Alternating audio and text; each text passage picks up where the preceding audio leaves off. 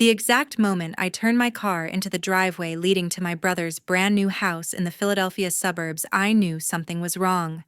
Not because of the scene in front of me, but because of the atmosphere. It had suddenly grown cold heavy, as if someone had silently switched my role in this picture.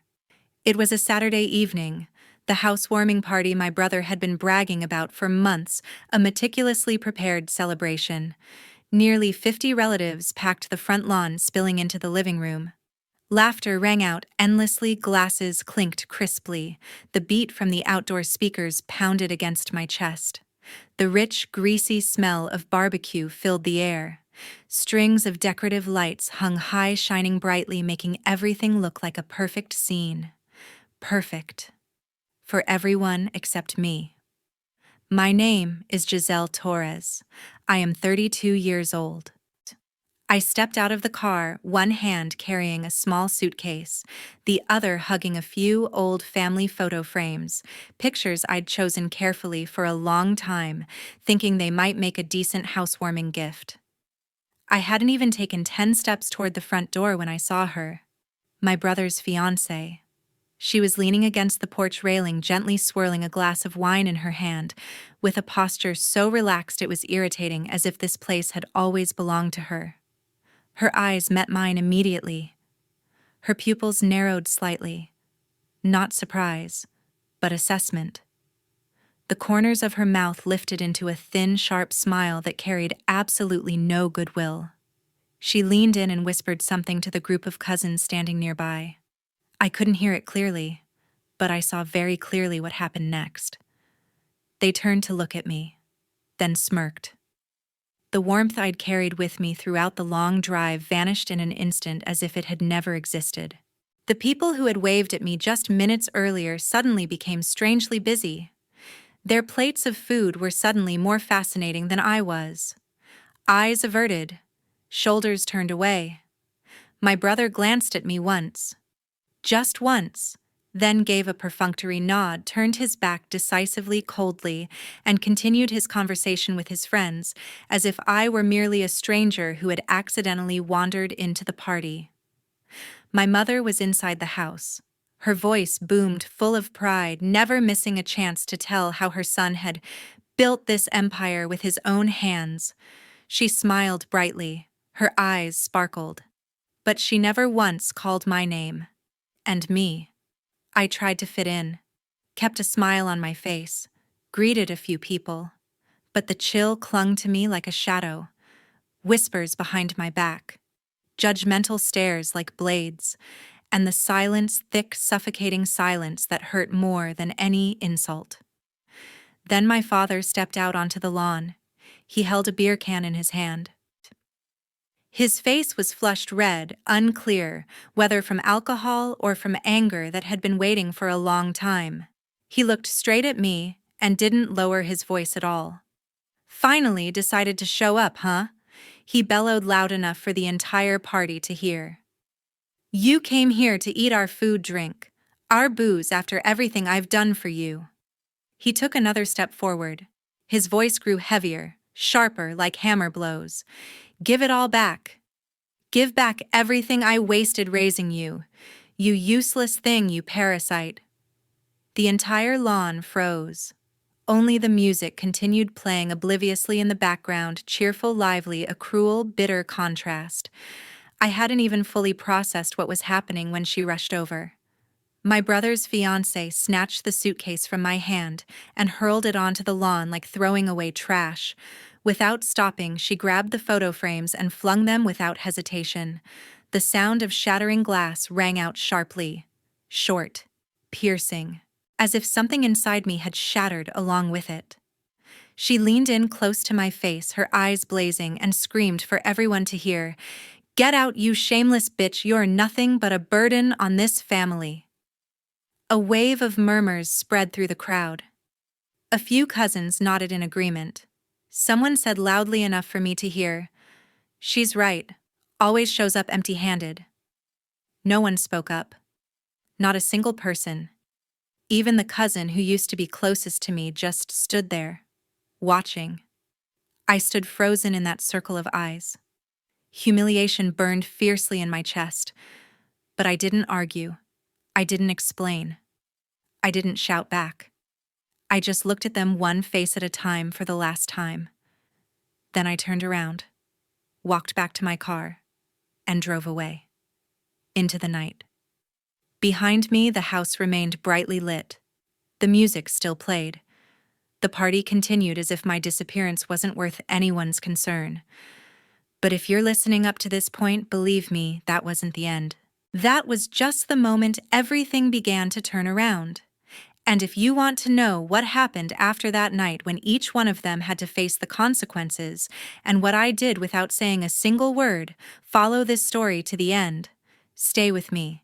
If you're on Giselle's side, please subscribe to the channel and leave a like comment to let me know where you're watching from, what time it is right now. I read every comment, and the next part will make you understand why I stayed silent that night. Now, let's get back to the story. The highway lights streaked into blurred ribbons across the windshield. I gripped the steering wheel so tightly my knuckles went white, even though there was no reason left to be this tense. The night was deep. The road was nearly empty. And the silence inside the car, thick, heavier than the humiliation I'd just left behind. I grew up in a small town in Ohio, the kind where every secret is known before you even name it. Endless cornfields stretching to the horizon, the high school football team, the only source of regional pride. And our family home, a creaky two-story that always seemed one more repair away from collapsing entirely. From the time I was very young, there was an unspoken truth in that house. My brother Trent was the chosen one. He was good at sports. Teachers adored him. He knew exactly what to say to make Mom and Dad beam with pride. Everything he did warranted celebration. Every report card, every trophy, every milestone retold at family dinners. And me? I was just the blurred background. If Trent brought home an A, it was proof of the brilliant future waiting for him. If I brought home an A, the response was simply, "Well, you're supposed to." The day he made varsity, the whole family piled into the stands, cheering until we were hoarse. The day I joined the debate team, Mom and Dad said, "They were busy." I learned early that trying to compare was pointless. Anything I achieved only made Trent look even more exceptional. At 18, I'd had enough. I packed a single suitcase, the same one hurled across the lawn tonight, stuffed it with everything I owned. $400 in my pocket. A bus ticket. Philadelphia. I told myself I wasn't running away. I was just breaking free. Those first years in the city were a slow grind. I waited tables at a tiny diner near South Street, pulling double shifts just to afford a cramped studio where turning around felt impossible. Tips were hit or miss. Some nights I ate leftover fries from customers' plates to save a few bucks on the electric bill. But I didn't just survive. I watched. I noticed how the managers scheduled shifts, how they trimmed food costs, how they remembered regulars' names and kept them coming back. At night, I took business classes at the community college. Tuition paid with every dollar I scraped together after shifts. By 24, I was promoted to shift supervisor at a mid-tier Italian restaurant. I learned to read profit and loss statements, negotiate with suppliers, train staff not just to work, but to care. I saved relentlessly. No vacations, no new clothes, no unnecessary nights out. At 27, I had enough for a down payment on a failing bistro in Center City. It was rundown. Reviews were brutal. But I saw what others missed potential. I bought it, renamed it, revamped the menu, hired the right people. 18 months later, it turned profitable. That first success gave me the most valuable thing: credibility. 2 years on, I acquired a second location, then a third. Always the same formula: work to exhaustion, invest smart, and never sacrifice quality for speed. Now at 32, I own 5 fine dining restaurants along the East Coast under the Torres Fine Dining Group banner. Tables are booked weeks in advance. Annual revenue hits 8 figures. My flagship in Philadelphia has a wait list even for weekday lunch, but my family knows none of it. In their eyes, I'm still the struggling waitress somewhere barely getting by. I let them believe that because the truth would bring questions, explanations, conversations I wasn't ready to face. Instead, 5 years ago, I started helping them in silence. I set up automatic transfers from the company account anonymously, untraceably, to cover the second mortgage on my parents' house back in Ohio. When Trent decided to buy that big suburban home outside Philadelphia, I sent extra to cover the down payment and closing costs. To them, the money just appeared each month. Mom went around telling everyone how Trent quietly carried the family the successful, responsible son they always knew he'd become. I did it because, no matter what, they're still blood. I didn't need thanks. I didn't need recognition. I just needed to know they wouldn't drown. Until tonight. I pulled into my own garage, a quiet, modern home in a neighborhood they've never set foot in, killed the engine, and sat in the dark. The shock was still raw. My hands were still trembling. And for the first time in years, I wondered, was my silence truly kindness, or just another way to prolong the hurt? A few hours later, I sat motionless on the sofa in my own living room, eyes fixed on the blank wall in front of me. I wasn't watching TV. I hadn't turned on any lights. I just sat there, letting every moment of the party replay in my head like a film reel stuck on the most painful scene. My mother, Evelyn Torres, had spent the entire evening performing. She glided through the crowd as if it were her own personal victory lap. She'd pull one aunt or cousin aside after another, gesturing up at the soaring ceiling, sweeping her eyes toward the brand new kitchen island, and saying in a voice brimming with pride, "Can you believe it? Trent did all this himself. Just a few years out of school, and he's already carrying the whole family like this. We always knew he would." Her voice glowed, that familiar glow reserved for one child and one child only.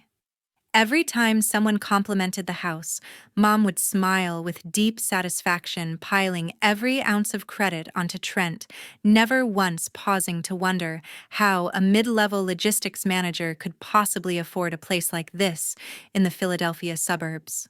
And Trent, he soaked up every second. He circled the party with his arm around Sky, introducing her to everyone with unmistakable pride. My fiancée. He showed off the ring, talked about the wedding, about their future plans like he'd finally hit the jackpot. He looked happier than I'd ever seen him, completely blind to the sidelong glances thrown my way, the hurried whispers whenever I passed by.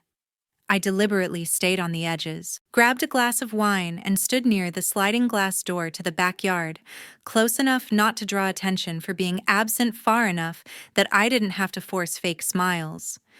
And that's when I saw him. Sky's father, Mr. Keller. Inside the house, he was a big, booming presence, the kind of man who commanded the room just with his laugh. But out on the porch, he was different. He stepped outside alone, pacing near the fence, phone pressed tight to his ear. I stood just inside the glass door, out of his line of sight, but close enough to hear his voice clearly through the slight gap. His tone was low and taut as a wire. "Listen, we're running out of time. The wedding has to happen soon. The Torres family has money enough to fix everything right now. Once we're in, once the wedding is done, it'll all be smooth. They won't even realize until it's too late." He paused, listening to the other end, then continued, firm and certain. "Trust me. I've checked. They're solid. We just need to get past the wedding day." The call ended. Mr. Keller took a deep breath, slid his practiced salesman smile back onto his face, and walked inside like he'd never said a word. I stood frozen. My family doesn't have money. Not the kind he was talking about. My parents' house back in Ohio still has a second mortgage. I know teeters every month. Trent's salary is comfortable enough to live well, but not enough to cover anyone else's deep financial holes. No trust fund, no inheritance, no secret investment portfolio. So the money they were seeing couldn't possibly come from Trent's paycheck. It could only come from the anonymous transfers. From me. But how did the Kellers know about it? And why did they believe there would be so much more? Then everything clicked too fast, too neatly, too terrifyingly. Sky had moved in on Trent fast, met at a work event, dating, engaged in just 8 months. She was the one pushing for this house, pushing for an early wedding date, pushing to merge finances from the start.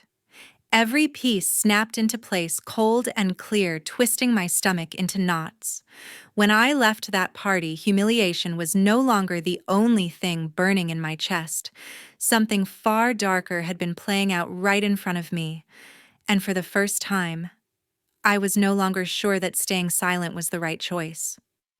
3 days after the party, my phone buzzed while I stood in the glaring fluorescent aisle of a supermarket.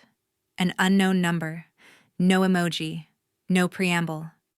Sky Keller. We should talk. Just the two of us. Clear up some family matters. Coffee La Colombe on 15th Street. Noon. I stared at the screen for a long time. Not out of surprise, but because of the confidence in every word. I replied with a single word. Okay.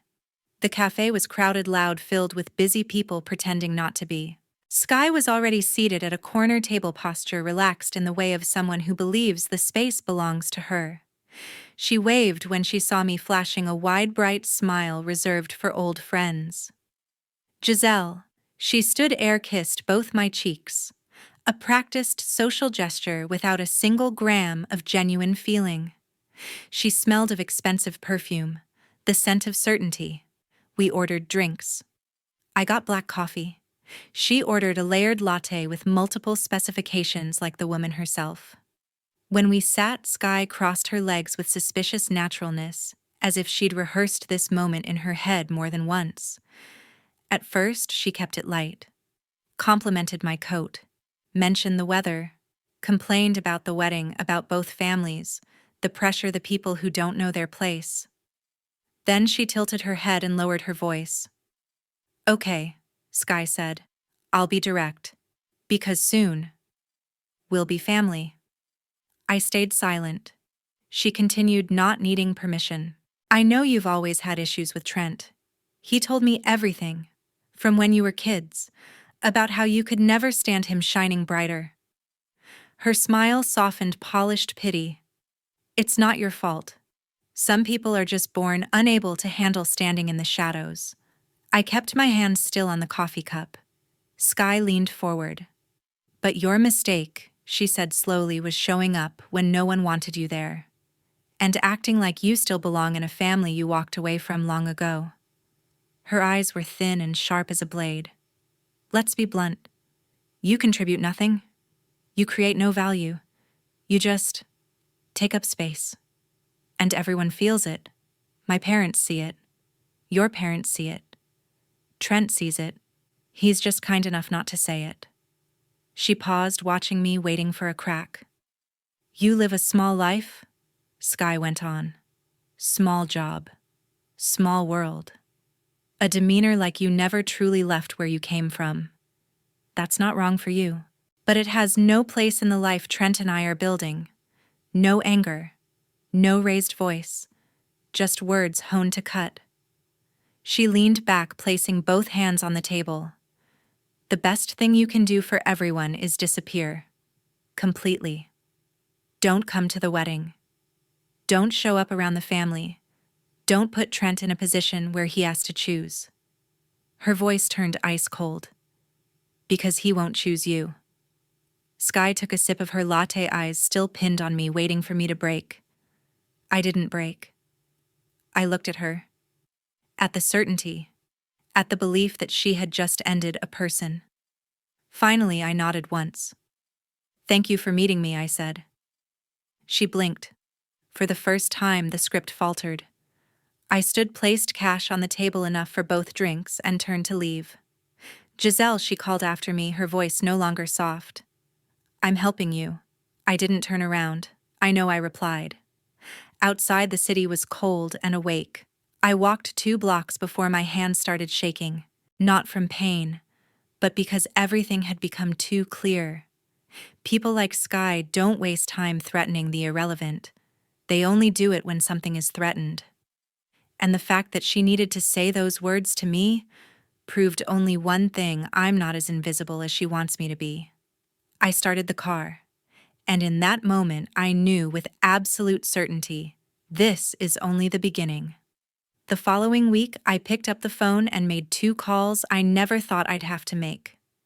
The first was to Miles Dunn, my general manager who'd been with me since the second restaurant opened. In the entire company, he's the only person I trust without reservation. Razor-sharp mind-mouth like a vault, and he never asks unnecessary questions. I got straight to the point. I needed a quiet, deep background check on a family named Keller. Business dealings, cash flows, financial records, anything public or semi-public, he could access through the industry contacts and banking network he'd built over the years. Miles didn't ask why, didn't ask how deep. He just said, one sentence, "I've got it." The second call was to Helena Ramos, my attorney for the past 6 years. She's handled every acquisition, every lease negotiation, every legal dispute I've ever faced. I gave her the same names and asked for a full sweep of legal databases, mortgages, lawsuits, criminal records, name changes. Helena didn't hesitate. She said she'd activate her investigative team and get back to me as soon as possible. They worked faster than I expected. Miles started with the surface layer. Less than 48 hours later, a summary landed in my inbox compiled from credit data and corporate filings. On paper, the Keller family presented themselves as successful real estate investors, with a portfolio of projects scattered across the mid-Atlantic. But the numbers refused to stay still. Many of the projects listed on their website had no corresponding building permits.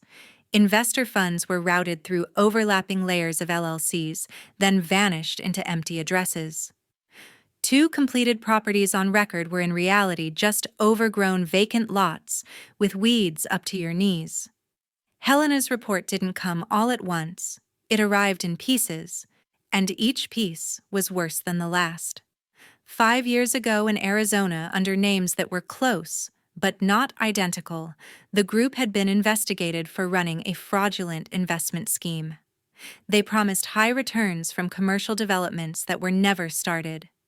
New investor money was used to pay profits to earlier ones until the whole structure collapsed.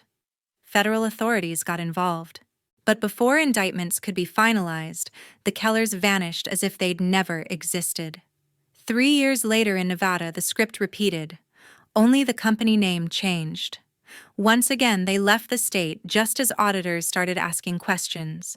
Helena uncovered sealed court filings documenting multiple aliases and at least one court-approved name change through a highly questionable process.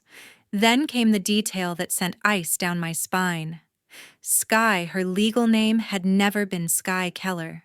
Birth certificate, old school records, and a sealed juvenile file tied her to the name Rain Cole, a name that appeared in both prior scams. She'd been part of the operation since her late teens, handling investor relations. Approaching, charming, getting people to trust and write checks.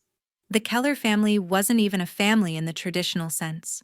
They were more like long-term associates bound together by profit and a chain of cons. At this point, the motive was fully exposed. They targeted Trent because someone most likely from my parents' casual stories had inadvertently painted the picture of a quietly wealthy family. Large, regular deposits hitting the accounts. Mortgages always paid on time. Trent suddenly able to buy a house far beyond his disclosed income. To professional predators, it was a signal louder than a siren, a hidden money source waiting to be tapped. And every trail led to the same place, the anonymous transfers I'd been quietly sending for over half a decade. That night, I sat alone in my office reading the final compiled report Helena sent. Page after page, bank routing numbers, fraud complaints, old mugshots under different names. This wasn't just greed. This was practiced professional deception aimed directly at my brother and indirectly at the lifeline I'd silently maintained for the family all these years. The anger this time didn't explode. It settled. Cold. Precise. Calculated. They hadn't just exploited Trent. They'd counted on my silence on the same family dynamic that always pushed me to the margins. And they'd almost succeeded. With everything laid out in front of me, I sat alone in my office overlooking the Philadelphia skyline long after the staff had gone home. The city lights glittered below, but I barely saw them. All those years of quietly sending money, thinking I was protecting my parents from hardship, helping Trent build the life everyone expected of him. I'd convinced myself it was enough, that doing it from a distance meant I didn't need acknowledgement or closeness. But the evidence changed that. The Kellers weren't random opportunists. They'd studied my family, seen the steady flow of funds, and built their entire plan around it. I couldn't save people who'd made it clear they didn't want me in their lives. Not anymore. I picked up the phone and called the head of finance at the company, a direct report who handled all corporate transfers. I kept my voice steady.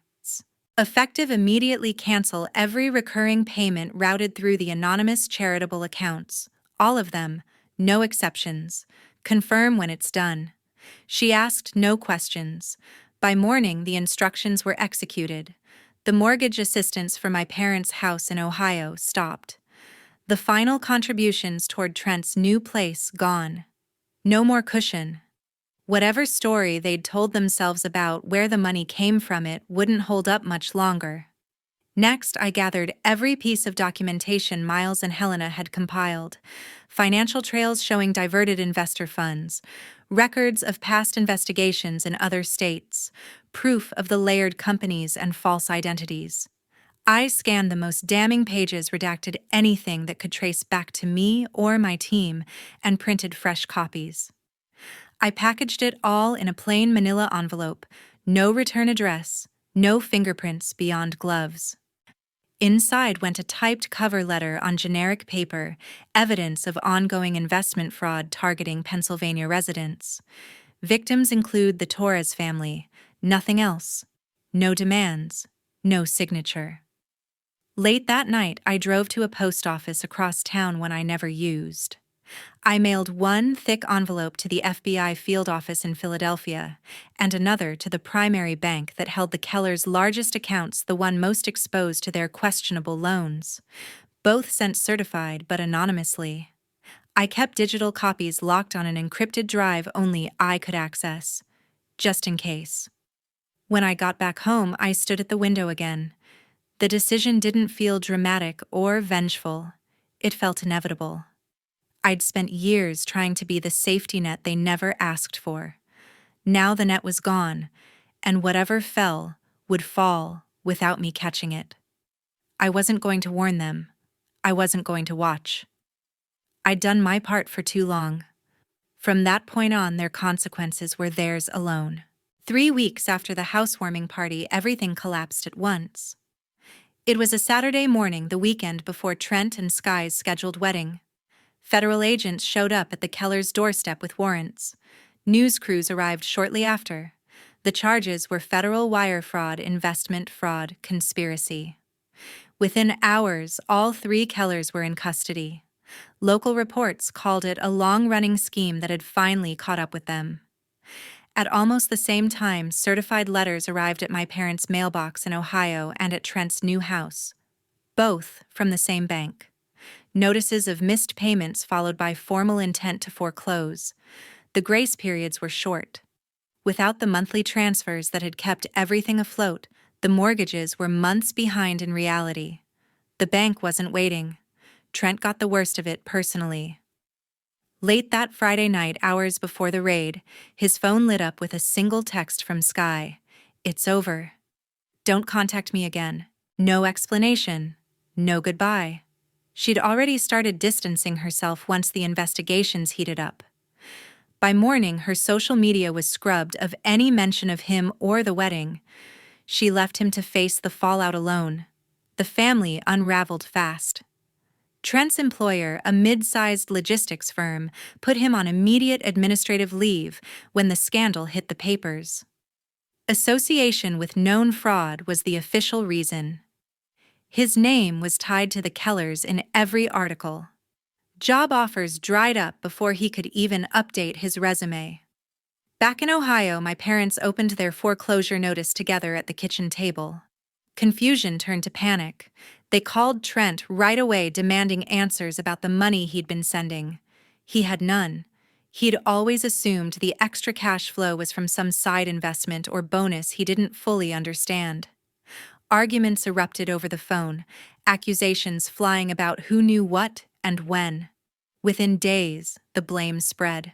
My mother accused my father of mismanaging finances for years. My father shot back that Trent must have been hiding problems.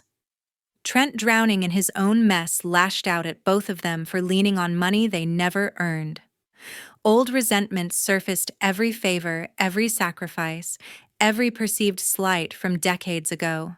Relatives who'd attended the party started texting and calling, fishing for details. Some offered fake sympathy. Others distanced themselves, fast canceling wedding-related plans that were still on calendars. The big day that everyone had been excited about turned into a public embarrassment no one wanted to touch.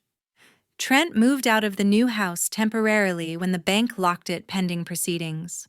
He crashed on a cousin's couch for a week before renting a cheap apartment downtown. My parents started packing boxes in Ohio, sorting through 30 years of stuff they might have to leave behind. Real estate signs went up on both properties almost overnight.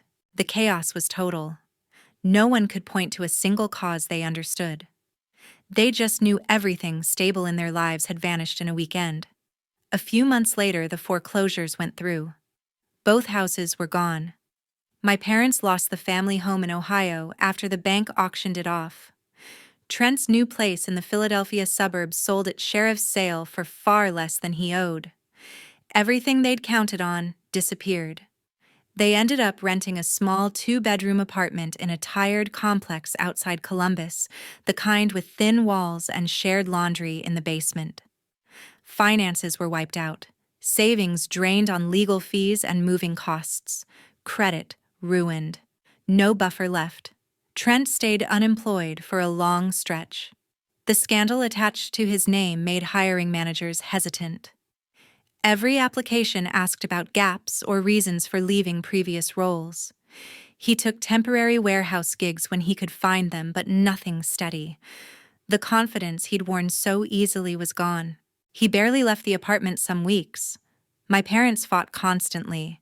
Evenings filled with raised voices about money, about choices, about who should have seen the warning signs. Resentment built up over years spilled out, old arguments replayed louder than before. Sleep suffered. Health appointments got postponed because co-pays were suddenly a problem. Ashley Torres tried reaching out more than once. Texts at first, then voicemails.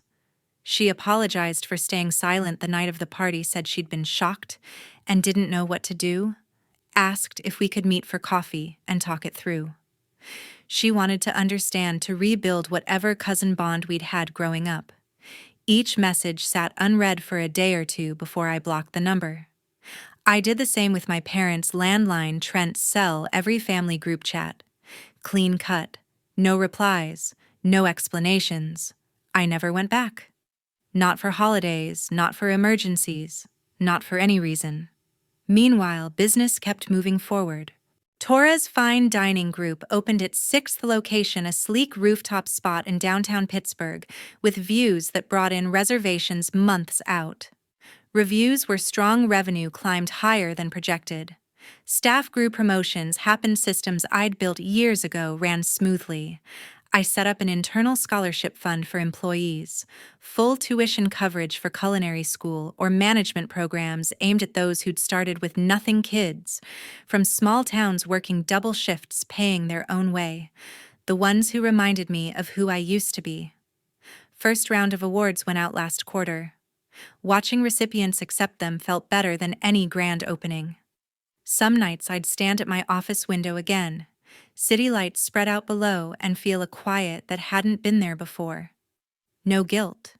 no second guessing, just the life I'd built on my own terms. Family isn't always blood. It isn't always forgiveness. Sometimes it's the people who treat you like you matter, and sometimes it's just yourself. I chose peace over pain, silence over explanations, forward over backward. And that turned out to be the most powerful revenge of all.